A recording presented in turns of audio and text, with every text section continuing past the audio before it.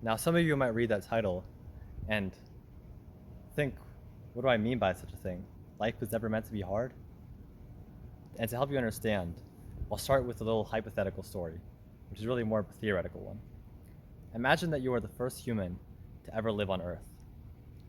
Everything you did would just be what you wanted to do, and anything you didn't want to do, you wouldn't do because you didn't know any better to think rationally about any of the knowledge using science or anything such like that to understand the world around you. So, what would you do? Well, you would love the sun, enjoy its rays and its warmth, and be in it all day, and never have to worry about vitamin D deficiency. You would eat the most nutritious, healthy foods when you hunted animals and ate their meat and ate their incredible organs that would taste incredible. And then you would do all these things in your life that just whenever you wanted to do. And later you would grow up and then get with a mate, and you would want to have the natural next step, which is having intercourse and then having kids with them. And you would love it, and you would have as many kids as you want. And your entire life would just be perfect if you just didn't give thought to anything and just did what you felt like doing and didn't do what you didn't feel like doing. And this is because that is how the world works, and that is how the world was always supposed to be.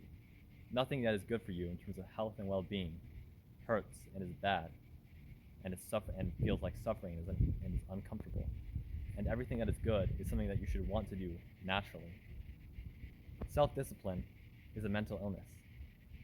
If you were self-disciplined back then, in that analogy I gave you, that would be stupid, because that just means betraying your senses and betraying your own body. If you bit into a plant and it was bitter and it was poisonous and toxic, but you said, I have to be self-disciplined, then you would just end up dying from the poison. Your body is there to give you those signals to save you for a reason. If you got close to an edge and you felt fear from the height and wanted to get away, you wouldn't say, I have to conquer my fears. No, you would think, that's really scary, I want to get away. And that would save your life. You would see a lion and get scared and run away, and that would save your life so you don't get mauled and die. These things of uncomfortability and fear are there for a reason, and they're supposed to be listened to.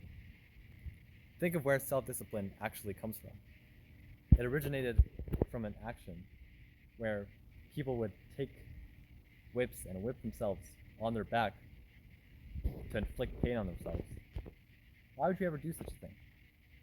Why would you do that to your body? That's why being self-disciplined doesn't make any sense. And people think that that's how the world is. You have to do something uncomfortable or get through something that's filled with suffering to get to something good. You have to overcome some challenge. But that's not how things work. For example, vegetables, you bite into them and they taste bitter, they taste bad. You don't want to eat them. You don't have to get through that to be healthy. Your body is giving you those signals for a reason. It's because there's toxins and undigestible things in these vegetables, and they aren't good for you, and they're man-made anyway. And there's nothing good about them that you need. Same with exercise. That's just inflicting bodily stress on yourself for no reason. Why would you ever want to do that to yourself? How could that be good for you? Especially when your body is telling you to stop. Whenever I see people who think that the world works in such a way and you have to do things that are hard in order to get the reap the rewards, I just think, what are they thinking? Do they think they are smarter than the human body? Because that's what they're saying when they get a signal to stop and they feel uncomfortable and they don't want to keep going, but they keep going anyway. They think they know their own body. They think they know themselves better than their own body do. That's what they're trying to say. It's completely idiotic.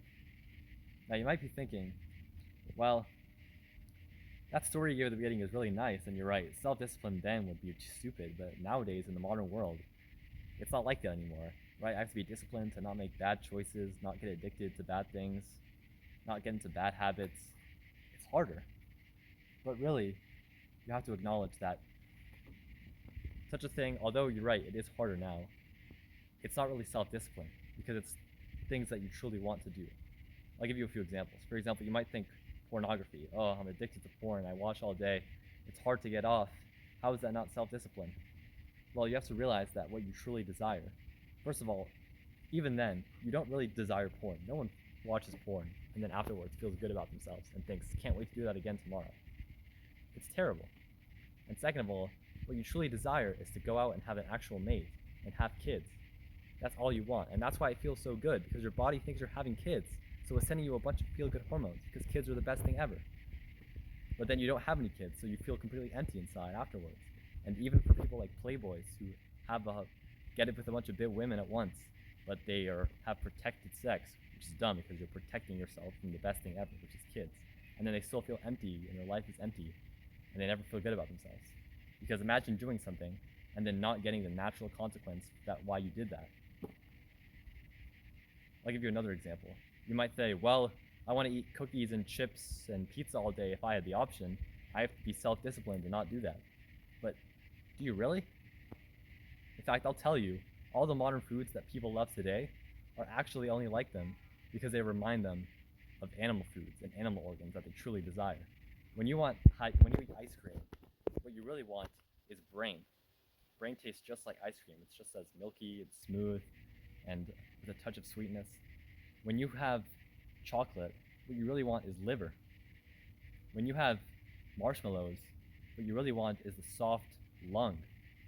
I know not many people have lung, but I've heard it tastes similar to marshmallows. Things like this. And also, again, you don't truly want these things. No one gets through a big binge eating session afterwards and thinks, man, I feel great now. Can't wait to go on with my day. No. You don't truly desire these things.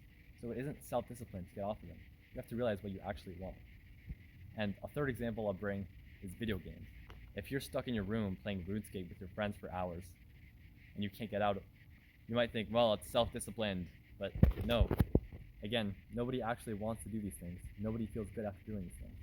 And what you truly want is to go out and explore with your friends, explore the natural world, and be with your tribe, and have fun experiences with them, and make memories. And be out in the sun and in nature and explore. That's what you really want. So realize that your senses are being tricked. What you truly desire is being hidden. And that what you really want is what's best for you. These are not the things that you really want. Discipline is a mental fitness. Hope you guys enjoyed. See you next time. Health Maxed Out.